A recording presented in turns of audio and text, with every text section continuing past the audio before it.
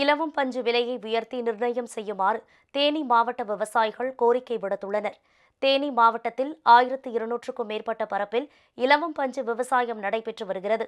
கடந்த ஆண்டு 1 கிலோ இலவம் பஞ்சு 120 ரூபாய்க்கு விற்கப்பட்ட நிலையில் தற்போது 45 ரூபாய் வரை மட்டுமே விலை போவதாக விவசாயிகள் வேதனை தெரிவித்துள்ளனர்.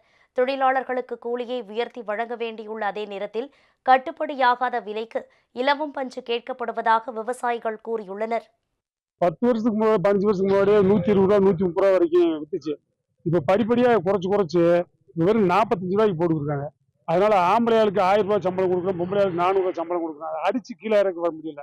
அப்படி கொண்டு வந்தாலும் நாங்கள் யாருக்காவது ஒரு மூடை விற்க முடியாது. ஏற்கனவே எல்லார்ட்டையும் கடை வாங்கி வச்சிருக்கோம். இப்போ அந்த வருஷத்துக்கு ஒரு வெள்ளாமல் வச்சு கடை வாங்கி வச்சிருக்கனால அவங்க என்ன செய்யறாங்க, விலையும் கூட்ட மாட்டேன்றாங்க, எங்களை வேறவங்களுக்கு விற்கவும் விட மாட்டேன்றாங்க. எல்லாத்தையும் சரி பண்ணி எல்லாம் எங்களுதே கொள்முதல் பண்ணாங்கன்னா இன்னும் ரொம்ப சந்தோஷம் எங்களுக்கு.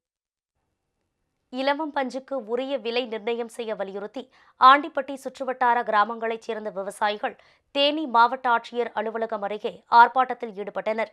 பின்னர் ஆட்சியரை சந்தித்து கோரிக்கை மனு அளித்தனர்.